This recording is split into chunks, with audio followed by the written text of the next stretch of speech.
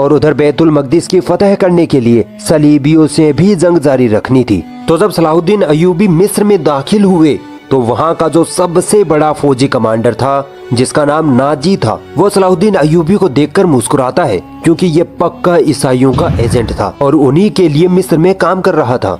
तो उसने जब देखा कि 22 साल का नौजवान दीन इस्लाम की बातें कर रहा है, बैतुल मकदिस को फतह करने की बड़ी बड़ी बातें कर रहा है, तो जब वो अपने शैतानी साथियों की महफिल में बैठा तो उसके साथियों ने कहा कि अब तो तुम्हारे इरादे कामयाब ना होंगे। अस्सलाम वालेकुम फ्रेंड्स, क्या हाल है? उम्मीद करता हूँ खैरियत से होंगे। एक बार फिर हाजिर हैं एक और ज़बरदस्त और अमेजिंग वीडियो के साथ। आज की वीडियो में बात करेंगे सुल्तान सलाहुद्दीन अय्यूबी के बारे में। जी हाँ, ग्रेटेस्ट सुल्तान सलाहुद्दीन अय्यूबी, जिसको सारे जानते होंगे, लेकिन बहुत सारे लोग ये नहीं जानते होंगे कि उनकी हिस्ट्री आखिर क्या थी, कि वो कैसे लीडर थे और कैसे जंगजू थे। ये सब कुछ आप जानेंगे इस वीडियो में, इसलिए इस वीडियो को पूरा देखिएगा, आपको बहुत मजा आने वाला है। इस वीडियो का ओरिजिनल लिंक आपको डिस्क्रिप्शन में मिल जाएगा, आप वहां जाके विजिट कर सकते हैं। और ऐसी अमेजिंग वीडियो देखने के लिए हमारे चैनल को लाइक और सब्सक्राइब कर दें ताकि हर आने वाली वीडियो आपको मिल सके। तो वीडियो को स्टार्ट करते हैं, लेट्स गो। तारीख़ इस्लाम में बहुत कम ऐसे फातह और हुक्मरान गुजरे हैं जिनको मुसलमानों के साथ साथ गैर मुस्लिम भी इज्जत की निगाहों से देखते हैं। ऐसे ही हुक्मरानों में सलाहुद्दीन अय्यूबी रहमतुल्लाह अलैह एक ऐसा नाम है जिनकी बहादुरी, रहमदिली और दानिशमंदी की मिसाल दुश्मनान इस्लाम भी दिया करता है। अक्सर मुसलमानों ने सलाहुद्दीन अय्यूबी का नाम तो जरूर सुना होगा, मगर अफसोस बहुत कम मुसलमान ऐसे हैं जो इस्लाम के इस मुजाहिद के इतिहास के बारे में जानते होंगे, क्योंकि आज का मुसलमान इस्लाम के हीरो से ज्यादा हॉलीवुड बॉलीवुड के हीरो के बारे में जानने की दिलचस्पी रखता है। तो ये बात उन्होंने सही बोली कि आज के टाइम में हमें हॉलीवुड बॉलीवुड लॉलीवुड जितने भी हैं, ये सबके हीरो के बारे के नाम, लड़कियों के नाम और उनके बच्चों के नाम का भी पता है। और जो इस्लाम के असल हीरो हैं उनके बारे में हमें कुछ भी नहीं पता, बल्कि इस्लाम की बेसिक चीज़ों के बारे में भी बहुत सारे लोग नहीं जानते, जो कि हमें जाननी चाहिए। चलो देखते हैं नेक्स्ट। तो अगर आप चाहते हो कि सलाहुद्दीन अय्यूबी जैसे मुस्लिम हुक्मरान का इतिहास आपको मालूम हो तो इस वीडियो को आखिर तक जरूर देखना। इनका पूरा नाम सुल्तान सलाहुद्दीन यूसुफ बिन अय्यूब था। ये 1138 ईस्वी में मौजूदा इराक के तकरीत शहर में पैदा हुए। इनकी सल्तनत को अय्यूबी सल्तनत कहा जाता है। इनकी मौजूदगी में मुसलमानों ने मिस्र, शाम यानी सीरिया, यमन, इराक, हिजाज वगैरह मुल्कों को फतह किया। इस्लाम में सुल्तान सलाहुद्दीन अय्यूबी का इतना ऊंचा मकाम इसलिए है क्योंकि ये वही बहादुर मुजाहिद थे जिन्होंने जालिम ईसाइयों से मुसलमानों के बैतुल मकदिस को फतह किया था। इसीलिए इन्हें फातेह बैतुल मकदिस भी कहा जाता है। दोस्तों, सुल्तान सलाहुद्दीन अय्यूब, हाँ, ये बात तो सही है कि आखिरी बार जो बैतुल मुकद्दस इनसे छीना गया था वो सलाहुद्दीन अय्यूबी, और दूसरा था तुर्क, जो उस्मानी हुकूमत थी, खिलाफत उस्मानिया, उन्होंने लिया था। उसके बाद से आपको पता है कि ये यहूदियों के पास ही है बैतुल मुकद्दस, जो कि हमारी ख्वाहिश है कि अल्लाह करे दोबारा फिर मुसलमानों के पास आए। अय्यूबी के बारे में जानने के लिए पहले हमें इतिहास में थोड़ा पीछे जाना पड़ेगा। 634 ईस्वी से 645 ईस्वी में हजरत उमर रजी अल्लाह ताला अन्हु की खिलाफत में मुसलमानों ने सीरिया और मिस्र को फतह कर लिया था। इसमें सबसे बड़ी फतह थी बैतुल मकदिस की फतह।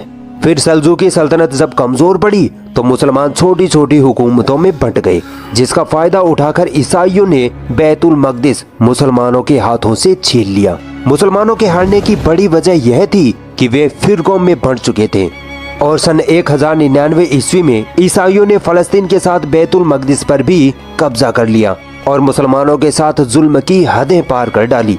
यहाँ जालिम ईसाई फौजियों ने मुसलमान औरतों और बच्चों समेत 70,000 मुसलमानों को शहीद किया।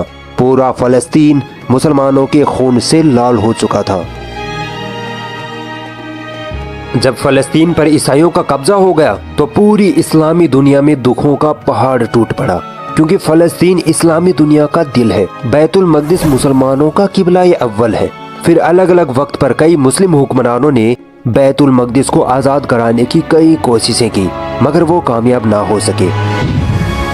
नूरुद्दीन जंगी वो हुक्मरान थे जिन्होंने बैतुल मकदिस को फतह करने का बेड़ा उठाया। उन्होंने एक मिंबर भी बनवाया। उनकी ख्वाहिश थी कि बैतुल मकदिस के फतह के बाद मस्जिद अक्सा में अपने हाथ से ये मिंबर लगाऊं, मगर अल्लाह को ये मंजूर न था। फतह बैतुल मक़दिस से पहले ही उनका देहांत हो गया। सलाहुद्दीन अय्यूबी नूरुद्दीन जंगी की फौज में एक फौजी थे। मिस्र को जिस फौज ने फतह किया था उसमें सलाहुद्दीन अय्यूबी मौजूद थे और इस फौज की कमान शेरकोह के हाथ में थी, जो कि सलाहुद्दीन अय्यूबी के चाचा थे। मिस्र फतह होने के बाद 1164 ईस्वी में सुल्तान सलाहुद्दीन अय्यूबी को उनकी बहादुरी और तेज जहनियत को देखते हुए मिस्र का गवर्नर बना दिया गया। इन्होंने अपनी बहादुरी और जंगी सलाहियतों के बलबूते पर उसी वक्त यमन को भी फतह कर लिया था। नूरुद्दीन जंगी का जब इंतकाल हुआ तो उनका कोई लायक उत्तराधिकारी न था, इसलिए उन्होंने अपनी पूरी सल्तनत पर सलाहुद्दीन अय्यूबी को काबिज कर दिया और इस वक्त सलाहुद्दीन अय्यूबी की उम्र महज 21-22 साल ही थी। इस उम्र से आप अंदाजा लगा सकते हैं कि सलाहुद्दीन अय्यूबी किस कदर बहादुर और बेहतरीन हुक्मरानी के मालिक थे। सुल्तान सलाहुद्दीन अय्यूबी ने बैतुल मक़दिस को फतह करने को अपनी जिंदगी का मकसद बना लिया था। इनके दिलो दिमाग में इस्लाम का जज्बा भरा पड़ा था। इस्लाम के लिए कुछ कर गुजरने का इन्होंने ठान लिया था और फिर अल्लाह ताला ने मिस्र के हुक्मरान के तौर पर इनको पावर भी दे दी। सुल्तान सलाहुद्दीन अय्यूबी जब मिस्र पहुंचे तो उन्होंने देखा कि ईसाइयों ने मिस्र को बर्बाद करके रख दिया है। यहाँ के लोग शराब में धुत रहे थे, जिनाकारी बिल्कुल आम हो चुकी थी। मिस्र की हुकूमत में कुछ मुसलमान ऐसे भी थे जो ईसाइयों के एजेंट थे। सुल्तान सलाहुद्दीन अय्यूबी को इन दोनों मुसीबतों से लड़ना था। पहला तो शराब और जिनाकारी को मुल्क से खत्म करना, जो कि इतना आसान न था, और दूसरा उन गद्दार मुसलमानों को ढूंढ निकालना जो ईसाइयों के एजेंट बन बैठे थे। और उधर बैतुल मक़दिस की फतह करने के लिए सलीबियों से भी जंग जारी रखनी थी। तो जब सलाहुद्दीन अय्यूबी मिस्र में दाखिल हुए तो वहाँ का जो सबसे बड़ा फौजी कमांडर था, जिसका नाम नाजी था, वो सलाहुद्दीन अय्यूबी को देखकर मुस्कुराता है, क्योंकि ये पक्का ईसाइयों का एजेंट था और उन्हीं के लिए मिस्र में काम कर रहा था। तो उसने जब देखा कि 22 साल का नौजवान दीने इस्लाम की बातें कर रहा है, बैतुल मक़दिस को फतह करने की बड़ी बड़ी बातें कर रहा है, तो जब वो अपने शैतानी साथियों की महफिल में बैठा तो उसके साथियों ने कहा कि अब तो तुम्हारे इरादे कामयाब ना होंगे, क्योंकि अब एक सच्चा मुसलमान हुक्मरान तुम पर हाकिम हो गया है। तो उस ईसाई एजेंट नाजी ने हंसकर कहा कि अरे ये तो बच्चा है, हम इस बच्चे को पाल लेंगे, मैं देख लूंगा सलाहुद्दीन अय्यूबी को। लेकिन बहुत जल्द पता चल गया कि ये बच्चा नहीं, ये नाव को चने चबवाने वाला योद्धा है। दोस्तों, उस दौर में जब ईसाई मुसलमानों से जंग तलवारों की ताकत पर ना जीत पाते तो मुसलमानों की फौज में अपने एजेंट भेज देते और दो चीजों से मुस्लिम हुक्मरानों को अपने वश में करने की साजिश करते, एक तो शराब, दूसरी खूबसूरत लड़कियां। ईसाई हुक्मरान अपनी ही बेटियों को मुस्लिम हुक्मरानों के खेमे में ये कहकर भेज देते कि जाओ तुम उसके साथ कैसे भी करके जिना करो, उसको अपनी तरफ माइल करो, अल्लाह तुम्हें सीधे जन्नत देगा। और अक्सर हुक्मरान इन ईसाइयों की इस शैतानी साजिश का शिकार हो जाते। जब बैतुल मक़दिस के ईसाई हुक्मरानों को पता चला कि सलाहुद्दीन अय्यूबी नाम का जंगजू लड़का बैतुल मक़दिस को फतह करने की बात करता है, तो उन ईसाइयों ने सलाहुद्दीन अय्यूबी के साथ भी यही चाल चली। नाजी, जो मुसलमानों के भेष में ईसाइयों का एजेंट था, उसने कई मर्तबा सलाहुद्दीन अय्यूबी को अलग अलग महफिलों में बहाने से शराब पिलाने की कोशिशें की, मगर सलाहुद्दीन अय्यूबी पक्के मोमिन थे। वो कहते कि ये मुस्लिम देश है, यहाँ शराब पीना हराम है और मैं तो बिल्कुल भी शराब नहीं पीऊंगा। जब नाजी को लगा कि सलाहुद्दीन तो शराब को हाथ भी नहीं लगाता है, तो उसने लड़की वाला फॉर्मूला अपनाया। एक रात को नाजी ने एक खूबसूरत लड़की को इस काम के लिए तैयार कर लिया। फिर सलाहुद्दीन अय्यूबी के पास आकर बोला कि सुल्तान, एक लड़की परेशान है, बहुत दूर से आई है, आपसे बड़ी उम्मीदें लगाई हुई है, वो आपसे मिलना चाहती है। सुल्तान सलाहुद्दीन अय्यूबी ने कहा कि ठीक है, बुला लो। नाजी ने कहा नहीं नहीं सुल्तान, वो आपसे अकेले में ही अपनी परेशानी बताने की जिद कर रही है। तब सुल्तान सलाहुद्दीन अय्यूबी मुस्कुराए, क्योंकि उनको अंदाजा हो गया था कि ये बदबख्त मुझे किस साजिश में फंसाना चाहता है। मगर सुल्तान सलाहुद्दीन अय्यूबी ने कहा कि ठीक है, मैं मेरे खेमे में जा रहा हूँ, लड़की को भेज देना। फिर उस लड़की को भेजा गया। हालांकि पूरी प्लानिंग ये थी कि उस लड़की को कहा गया था कि तुम जाओ और किसी न किसी तरह सुल्तान के साथ फहश हरकतें करो और सुल्तान को अपनी तरफ माइल करो, और अगर तुम सुल्तान को एक गिलास भी शराब पिला दो तो जो तुम मांगोगी वो तुम्हें दिया जाएगा। मगर जब लड़की अंदर गई तो सलाहुद्दीन अय्यूबी ने उसे देखते ही अपने कंधे से चादर उतारी और उस लड़की को दी और कहा कि इससे अपना बदन ढक लो। इस अमल से वो लड़की अपने आप पर शर्मिंदा हो गई। सलाहुद्दीन अय्यूबी ने उससे पूछा कि तुम्हारे माँ बाप कौन है, तो वो लड़की इस सवाल का जवाब ना दे सकी, क्योंकि ईसाई ऐसी ही लड़कियों को बचपन में ही कहीं से अगवा कर लिया करते थे और इस तरह के कामों के लिए उनकी खास परवरिश किया करते थे। फिर वो लड़की रोते हुए बोली कि इन लोगों ने मुझे आपके साथ फहश हरकतें करने के लिए भेजा था। सुल्तान सलाहुद्दीन सही बात है, किसी का अच्छा अखलाक और हुस्न अखलाक जब कोई देखता है तो फिर वो पहले उसका दिमाग और था, लेकिन जब उसने अच्छा अखलाक देखा कि नहीं, इसने मेरी इज्जत पे नज़र नहीं डाली और बल्कि मेरी इज्जत की। और दूसरी बात यह है कि ये ज़ाहिरी बात है, वो लोग क्या करते थे, बचपन में बच्चों को किडनैप कर लेते थे लड़कियों को और उनको पालते थे, बड़ा करते थे, और फिर क्योंकि अपनी बेटियां तो वो देते नहीं थे, ऐसे लोगों की बेचारे को, गरीब लोगों की बच्चियां उठा के उनको बड़ा करके और दूसरे के सामने पेश करते थे, क्योंकि उनकी अपनी बेटी तो पेश करने से रहे। तो ऐसे ही बेचारी वो लड़कियां, उनको पता नहीं होता था कि आखिर मेरा माँ बाप है नहीं है, तो वो ऐसी मजबूरी में ऐसे काम कर भी लेती थी। दिन अय्यूबी मुस्कुराए और कहा कि जाओ उनसे कह दो कि जो काम तुमने कहा था वो मैंने कर दिया। जब वो लड़की अपने सरदारों के पास गई तो अगले ही दिन नाजी उठा और शोर मचाने लगा कि देखो हमारा सुल्तान तो शराबी है, वो तो लड़कियों के साथ जिनाकारी करता है। जब सुल्तान सलाहुद्दीन अय्यूबी अपने खेमे से बाहर आए तो लोगों में उनकी बातें चल रही थी। सुल्तान ने कहा कि जरा उस लड़की को तो पूछ लो कि रात को क्या हुआ था। जब लड़की को बुलाया गया तो उस लड़की ने सबके सामने कहा कि जिस खुदा को मैं मानती हूँ उसकी कसम, मैंने सलाहुद्दीन जैसा बहादुर और शरीफ इंसान आज तक नहीं देखा। मैं रात भर उनके साथ रही मगर सुल्तान ने एक गलत निगाह भी मुझ पर न डाली। फिर उस नाजी का काला मुंह हुआ। तो दोस्तों, ये किरदार था सुल्तान सलाहुद्दीन अय्यूबी का, और एक किरदार आज हमारा है जो व्हाट्सएप और फेसबुक सिर्फ इसलिए चलाते हैं ताकि लड़कियों को पटा सके। सही बात है। जब ईसाइयों की शराब और लड़की वाली साजिश काम न आई तो इन्होंने सुल्तान को कत्ल करने की तीसरी साजिश रचनी शुरू कर दी। इन लोगों ने हसन बिन सब्बाह से मदद मांगी, जो दुनिया का बदतरीन इंसान था। कहता तो अपने आप को मुसलमान था मगर असल में बातिनी था। इसने अपने लोगों की एक ऐसी फौज बना रखी थी जो बड़े बड़े लोगों को किसी भी हालत में मारने की ताकत रखती थी, और आज हम इस फौज को एसेसियंस के नाम से जानते हैं। अलग अलग वक्त पर 3 बार एसेसियंस ने सुल्तान सलाहुद्दीन पर हमला किया मगर वो हर बार इन लोगों को मार गिराते। यहाँ तक कि ये एसेसियंस सुल्तान सलाहुद्दीन की फौज में उनके बॉडीगार्ड के रूप में भी शामिल हो गए थे।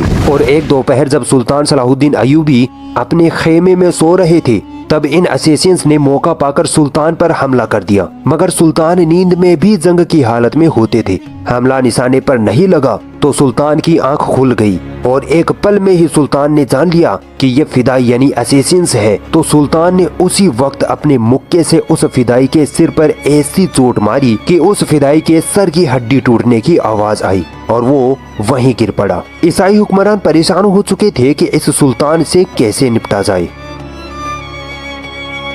जब सुल्तान सलाहुद्दीन अय्यूबी ने मिस्र में अपनी हुकूमत मजबूत कर ली तो उन्होंने बैतुल मकदिस की तरफ चढ़ाई करने का इरादा किया। इनमें जिहाद का जोश कूट कूट कर भरा हुआ था। इनकी जिंदगी का सिर्फ एक ही मकसद था, वो था बैतुल मकदिस की फतह। हित्तीन के मैदान में मुसलमानों की ईसाइयों से भीषण जंग हुई। सुल्तान सलाहुद्दीन अय्यूबी की फौज ईसाइयों का सफाया करते हुए बैतुल मकदिस की ओर बढ़ रही थी। ईसाइयों के फौजी मारे जा रहे थे, यहाँ तक कि खुद सुल्तान सलाहुद्दीन अय्यूबी दुश्मनों के बीच जाकर दुश्मनों के सर कलम कर रहे थे। हजारों ईसाइयों को जंग में कत्ल कर दिया गया और कई हजारों को गिरफ्तार कर लिया गया। सुल्तान सलाहुद्दीन ने आगे बढ़कर बैतुल मकदिस पर इस्लाम का झंडा गाड़ दिया और पूरे फलस्तीन से मसीही हुकूमत का खात्मा हो गया। मस्जिद अक्सा में दाखिल होकर सुल्तान सलाहुद्दीन ने वो मिंबर जिसे नूरुद्दीन जंगी ने बनवाया था अपने हाथों से मस्जिद में रखा, और इस तरह नूरुद्दीन जंगी की ख्वाहिश सुल्तान सलाहुद्दीन अय्यूबी के हाथों पूरी हुई। सुल्तान सलाहुद्दीन अय्यूबी ने बैतुल मकदिस को फतह करने के बाद वैसा कोई अत्याचार नहीं किया जैसा इस शहर पर कब्जा करते वक्त यूरोप की मसीही फौजों ने मुसलमानों पर किया था। सुल्तान सलाहुद्दीन ने फिदिया लेकर ईसाइयों को शहर में रहने दिया तथा जो ईसाई गरीब थे जो फिदिया नहीं दे सकते थे उनके फिदिया की रकम खुद सुल्तान सलाहुद्दीन अय्यूबी और उनके भाई मलिकुल आदिल ने चुकाई। जब यूरोप के ईसाई हुक्मरानों के पास ये खबर पहुंची कि सलाहुद्दीन अय्यूबी ने बैतुल मकदिस पर कब्जा कर लिया है, तो पूरे यूरोप में कोहराम मच गया। हर तरफ लड़ाई की तैयारियां शुरू होने लगी। जर्मनी, इटली, फ्रांस और इंग्लैंड से फौजें फलस्तीन रवाना होने लगी। इंग्लैंड का बादशाह रिचर्ड और फ्रांस का बादशाह फिलिप अपनी अपनी फौजें लेकर फलस्तीन पहुंचे। यूरोप की इस ईसाई सेना से, जिसकी तादाद तकरीबन 6 लाख थी, 3 साल तक सलाहुद्दीन अय्यूबी ने अकेले ही लगातार जंगें लड़ी। हालांकि उनकी फौज की तादाद सिर्फ कुछ हजारों में ही थी, परंतु फिर भी ईसाई बैतुल मकदिस पर कब्जा करने में कामयाब न हो सके, क्योंकि अल्लाह ताला सलाहुद्दीन अय्यूबी के साथ थे। और फिर ईसाई हुक्मरान थक हार कर सलाहुद्दीन अय्यूबी से सुलह करके खाली हाथ वापस अपने मुल्क लौट गए। यह जंग तीसरी सलीबी जंग कहलाती है। दोस्तों, सलीबी जंग उसे कहते हैं जिसमें ईसाई बैतुल मकदिस पर कब्जा करने के लिए मुसलमानों के साथ जंग करते हैं। इस जंग में सुल्तान सलाहुद्दीन अय्यूबी ने यह साबित कर दिया कि वह इस वक्त के दुनिया में सबसे ताकतवर हुक्मरान है। दोस्तों, सुल्तान सलाहुद्दीन अय्यूबी एक बहादुर, बुद्धिमान और निडर सिपाही सालार तो थे ही, इसके साथ ही वे बहुत बड़े दरियादिल इंसान भी थे। उनकी दरियादिली का अंदाजा इस बात से लगाया जा सकता है कि जब सुल्तान ने बैतुल मकदिस को फतह किया तो फलस्तीन की ईसाई आवाम को किसी तरह का कोई नुकसान न पहुंचाया, न ही वहां कोई खून खराबा हुआ, बल्कि सुल्तान तो ईसाइयों से इतनी रहमदिली से पेश आए कि आज भी ईसाई सुल्तान सलाहुद्दीन की इज्जत करते हैं। सुल्तान सलाहुद्दीन ने जब बैतुल मकदिस फतह किया तो मसीहियों से समझौता हुआ और सुल्तान ने मसीहियों को बैतुल मकदिस की जियारत की इजाजत दे दी। जब यूरोप के ईसाइयों को पता लगा कि वे बैतुल मकदिस की जियारत कर सकते हैं, तो ईसाई इतनी तादाद में फलस्तीन आने लगे कि शाह रिचर्ड को उनकी व्यवस्था करना मुश्किल होने लगा। उसने सुल्तान से कहा कि चंद लोगों को ही बैतुल मकदिस की जियारत करने की इजाजत दी जाए। इस पर सुल्तान ने कहा कि ज़ायरीन लंबा सफर करके मुश्किल से यहाँ पहुँचते हैं, उनको बैतुल मकदिस की जियारत करने से रोकना सही नहीं है। सुल्तान ने न केवल उन ईसाई ज़ायरीन को हर तरह की आज़ादी दी, बल्कि अपनी ओर से लाखों ईसाई ज़ायरीन के लिए मेहमान खाने, सुविधाएं और आराम की व्यवस्थाएं की और खुद उनके साथ बैठकर बातें करते और उनसे अपनी मोहब्बत जाहिर करते। ये थे एक मुस्लिम हुक्मरान जिन्होंने ऐशो आराम और ताकत के जोर पर नहीं, बल्कि प्यार और मोहब्बत के जोर पर लोगों के दिलों पर राज किया। और दूसरी तरफ वे ईसाई हुक्मरान जिन्होंने मार काट और खून खराबे के अलावा इस दुनिया को कुछ न दिया। सलाहुद्दीन अय्यूबी से अल्लाह को जो काम लेना था वो पूरा हो चुका था। सुल्तान सलाहुद्दीन ने अपना मकसद पूरा किया और तारीख में एक अजीमुश्शान हुक्मरान बनकर 1193 ईस्वी में इस दुनिया को अलविदा कह दिया। जी दोस्तों, कैसी लगी आपको ये वीडियो? मुझे तो ये वीडियो देख के बहुत मज़ा आया और पूरी इन्फॉर्मेशन मिली कि सलाहुद्दीन अय्यूबी कहाँ से उठे। यानी कि वो एक नॉर्मल सिपाही थे, पहले एक सिपाही के रूप में लड़ते रहे, कैसे उनकी तरक्की हुई, कैसे अल्लाह ताला ने उनको एक नेक मकसद के लिए ताकत दी, कि कैसे वो नीचे से उठते उठते उठते कैसे ऊपर तक हुक्मरान बन गए और कैसे उन्होंने वो सब साजिशों का मुकाबला किया कि उन्होंने पैसे से लेके, लड़कियों से लेके, शराब से लेके हर चीज़ करने की कोशिश की। फिर उन्होंने और बहुत सारा कोशिश की कि लोग उनके खिलाफ हो जाएं, लेकिन जब अल्लाह ताला की मदद उनके साथ थी तो कुछ नहीं हो सकता था, कोई कुछ बिगाड़ नहीं सकता था। और आखिरकार उन्होंने इतनी मेहनत और सब कुछ करने के बाद बैतुल मुक़द्दस को हासिल कर लिया। क्योंकि अल्लाह ताला हमेशा हमारे साथ होते हैं, बस हमें पहचानना चाहिए और अल्लाह ताला के रास्ते पे चलना चाहिए। तो उम्मीद करता हूँ ये वीडियो आपको बहुत पसंद आई होगी। ऐसी अमेजिंग वीडियो देखने के लिए हमारे चैनल को लाइक और सब्सक्राइब करें ताकि सब वीडियो आपको मिल सकें। अपना और अपनी फैमिली का बहुत ज़्यादा ख्याल रखिएगा। नेक्स्ट वीडियो में फिर मिलेंगे, तब तक के लिए अल्लाह हाफिज़।